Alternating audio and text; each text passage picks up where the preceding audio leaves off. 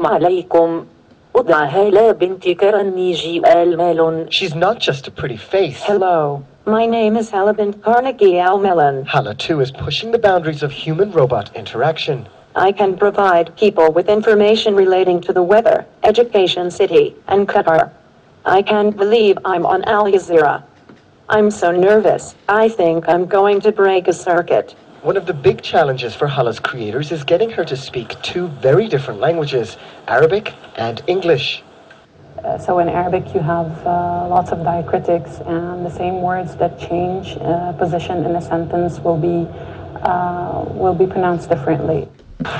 Robots can already do many things, but human interaction is a whole lot more difficult and has to do with culture.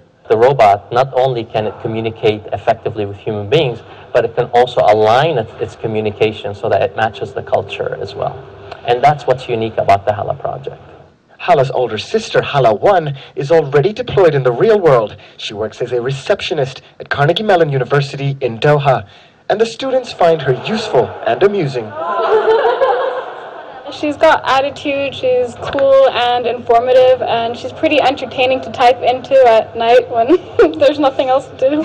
Sometimes when the classes are in random locations and you don't know where it is, so you can ask her where this room is. So what does Hala think she's capable of? Why don't you tell us what you could do in the future? In the future, robots like me could do all kinds of things.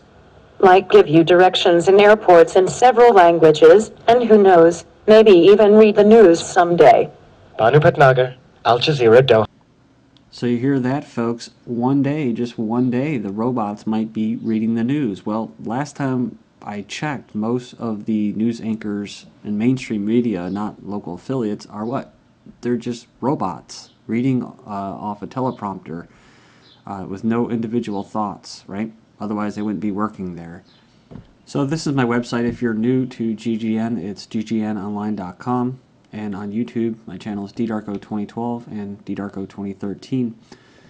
I have a poll up here I just posted yesterday. What are the chances of a stage alien invasion / space threat during the 2012 London Olympics? And your choices are, it's going to happen, it's a very good chance, could happen, but who knows when, and never going to happen, grab your tinfoil hat. So far nobody voted for the first one. It's going to happen, you know, it's a certainty. Basically it's tied up at 43%, a very good chance, could happen, but who knows when, and never going to happen, grab your tinfoil hat. We have 2 voters, 12% saying that, never going to happen. So moving on here to this first article, Swiss scientists demonstrate mind-controlled robot, and it goes on and it says Swiss scientists have demonstrated how a partially paralyzed person, it's always for to save the health of somebody, for the paraplegics, right? Has nothing to do with cyborgs, has nothing to do with the military phasing out the human element and bringing in robots and computers. No, it's for the paralyzed people and people with bad health, you know, because that's what the military-industrial complex cares about, is they're killing people on a daily basis with either vaccines, with bombs dropping from drones. They're doing it because they care about you. You didn't know that, did you? So it says here, a step they, you know, just like in Chicago, right, where they're going to be what? Declaring a red zone. Also, if they're going to have shoot-to-kill orders. So, you know, if you're in that zone, you can get shot, and they're going to be doing it for the safety of the residents and the safety of the politicians, the technocrats that are going to be coming through determining your future. So it says here, a step they hope will one day allow immobile people to interact with their surroundings through so-called avatars. Remember the Wired magazine article that actually talked about how the military was looking into creating these avatars so that these soldiers can just keep fighting and fighting and fighting like robots instead of dying. So it says similar experiments have taken place in the United States and Germany, but they involved either able-bodied patients or invasive brain implants. So here's a good example. The robot itself is an advance on a previous project that let patients control an electric wheelchair. So this goes into a whole ethical debate about how many body parts does it take until you're a cyborg and you're a machine and you're no longer human, or how much percent of human are you? I mean, these are what these quote ethicists and people that are into this technology have already been talking about for decades.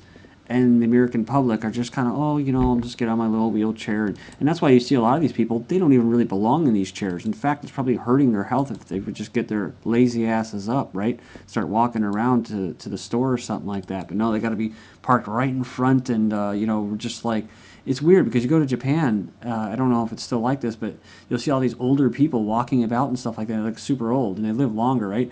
And you come to America and you see these blobs just kind of getting out of their big cars, and they got to fight to park for the handicap parking spot, and then they get their fat asses into the little wheelchairs, and then they kind of zzz, and then I tell you, when they move, when they're going through the store, you better move out because they'll hit you. I've almost been hit by a couple of them things. So it creates this whole culture of, oh, we're just, you know, we're falling apart. I mean, yeah, we are having eugenics carried out on us, and it's hardcore on old people and young people, but still, this is to get people into that cyborg state of mind, to accept it. So again, I know that there's probably listeners and even subscribers say, well, you know, whatever, you know, that's, you know, it's just my opinion, but, you know, if you want to do it, go ahead when the time comes. But I guess my point is if we can't get things right while we're just humans, how the hell do you think we're going to get things right once we switch over to cyborgs and robots and machines? Especially when there's not even really an ethical debate that takes place. It just kind of slowly incorporated into society, right?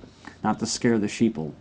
5 ways robots are outsourcing humans in the workforce. Well, there's many ways, you know, manufacturing and stuff like that. But it is interesting. You have all these things here, snow removal. You know, you just remember the cashier at the store. When you're on the toll road to pay the toll, that's all same thing now. They have holographic directors at the airports in the UK. You just saw in the museum at that one place at Carnegie Mellon. That was now a robot. So it's you know, this was kind of promises it was going to help us. Remember, if you ever look back to type up, just search the word technocracy. That's the word that, you know, the globalists use for what they already have, which is North American Union, European Union with hardly any borders. It's going to free up trade. You're going to have more goods, and it's going to be cheaper, and your standard of living is going to go up because the robots are going to do all the work, right? Well, if you believe that, just wait for about 20 years and you see what happens, right? At the same time, they're calling for, you know, population is going to decline. It needs to decline by 2050. So we'll see how that works. Building the Pentagon's Like Me weapon. It says the Pentagon wants to understand the science behind what makes people violent, and when you go down in there, it's basically I mentioned this in yesterday's video or Monday's that they're testing in Afghanistan just like the heat ray gun. So they test it out there and then they bring it home to use it on their own people. But basically, yeah, what they're going to do is they want to create these stories, these real sappy stories that will make people bend to their will, right? I mean, it gets into the whole science of this, something called toxin or whatever the heck it's called, but basically it goes in there and talks about their willingness to give out money they've earned from participating in the experiment to charity after seeing a son battling with brain cancer. So they want to do these same types of things. They want to get into the hard science, right, of how to be able to manipulate people's behavior, how they think, right? So their outlook. So when your children are dead because they got drone bombed, and you say, well, you know, you should just know that this is for the best. This is the fight to terrorists. U.S. military embraces robots with greater autonomy, and yeah. So this just came out. Right after I did Monday's video, the unattended steering wheel, blah blah blah, whatever. Right? They're gonna go there and sell it how great it is, right? So, but it basically goes on or says 10 years of war in Afghanistan and Iraq have put a spotlight in the growing use of unmanned systems in the skies and over the battlefield, from the high-flying Global Hawk, Predator aircraft, and hard-launch Raven. But on the ground, thousands of small, remotely operated robots also have proven their value in dealing with roadside bombs. And it goes on and says a lethal threat to U.S. troops in both wars. Only now is robotics research nearing the stage, and the military may soon be able to deploy large ground vehicles capable of performing tasks on their own with little human involvement. See, when you have a lot of people killing people or going over there invading countries, you know, some people may not like it and they'll just protest, you know, especially when there's people, their family members are dying for this, you know. Well, why are we doing this still after how many years? But see, when you have robots, it's just kind of out of sight, out of mind. You just stay tuned into the propaganda on TV and that. So they have one, they go through and basically mentioned some of the things they have in development. Unmanned vehicle system, which would allow one person to control several heavy cargo trucks, has been assessed by the Marine Corps drivers, and it's in its final stages of development. A four-legged walking robot designed to carry loads for combat foot patrols. The LS-3 is undergoing testing. So here you go, folks. They're just going to put a big middle finger right in your face. Advances are significant enough that military officials say they are committed to continued development of robotic systems despite a budget environment that calls for reducing projected defense spending by at least $487 billion over the next decade. Commandos now play digital brain games as war preparations, says here. U.S. Special Operation Forces carry out some of the military's toughest, most high-stakes missions. Remember, they're increasing that. They're covert operations. They're special forces, basically. Remember, they're scaling down the regular Marine Corps forces. So see where this is going. It goes on, it says they want to be in great shape, these special forces, and swift perception skills akin to those of professional athletes. That might explain why the military's latest commando training program will rely on a virtual reality system already employed by pro sports teams. So it goes on here and it says it'll be utilized in an effort to improve situational awareness, multiple target tracking, and decision-making efficiency among operatives. So this is the thing. They're gonna put these guys down. They're gonna scale this this global police force, this global military force. They're not really even nationalists anymore. They're international. So they're owned by the same groups of people dominating the planet. Their own private army, you know. And so as they scale them down, they want to make sure that they're just as efficient, if not more efficient, as they're doing the calling off of the rest of the planet's population. And so these people are going to be put in crappy situations by themselves. So they're going to want these robots. They're going to want them, and they're going to do whatever they have to do. Get HUD displays. They got those lenses now. Military's getting those rounds that can be shot with a person's mind and directed. So I mean, they have all these things going on. The Cheetah Bot, and that thing's just going further and further down the road now as far as development. And these people are going to want this. And that's where the divide and the merging is going to take place, where eventually they're just going to become the robots. So that's why they want to make sure that they actually are making them more into robots. And in fact, DARPA is actually looking into something called the mind's eye, which can predict things, and that's what they're using it for, right? To gauge their initial perceptive abilities. This is getting into psychic abilities. The way the Pentagon is predicting your potential to become a national threat is frightening, and it goes on in here and it talks about pre-crime was made famous in a 2002 Minority Report movie with Tom Cruise. 10 years later, the idea of preemptively identifying a criminal, particularly an inside threat, is taking shape within the U.S. Defense Department, says the Army Times. So whether it's someone like a WikiLeaks basically showing video of killing journalists, or any other types of things that would portray the military in a bad light, they have something for that. So again, as budget cuts are taking place, President Obama signed an executive order last October that established an Insider Threat Task Force to develop a government-wide program to deter, detect, and mitigate insider threats.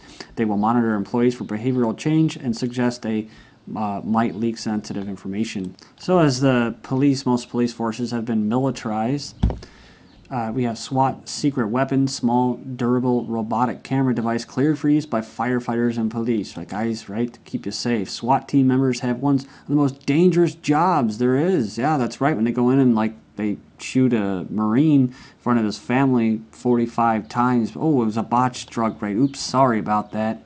Riot gear and bulletproof faceplates are helpful, but in some situations, more is called for. And that's where the new Recon Scout comes into play. It looks like a little dumbbell and can be thrown through a window or into a room to give SWAT members a better view of the situation before they go in. You know, because if they actually believed in what they were doing, they would risk their lives, but they don't. Because they're cowards, right? It's like all these guys tasing people and stuff like that, tasing teenage girls. It's like, man, why don't you just do it yourself? Why don't you start strong-arming people and actually do something instead of using your little stupid toys? It's crazy because they have like more cops than ever before, right? So they can just call any goon on the mic and they'll be there within 5 minutes.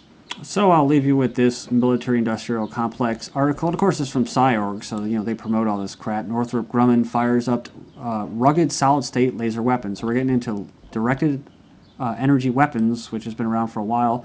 Northrop Grumman Corporation has test fired the first product in its next generation Firestrike family of high energy solid state lasers that meet the goals, blah, blah, blah, blah, blah, blah, right? Nice PR piece. But what is it going to do? It's going to burn through skin and critical components of a target drone. So some people may ask, how am I going to get drone bombed in my own backyard while I'm barbecuing and nobody else says anything? Well, they'll just use directed energy weapons. Thank you.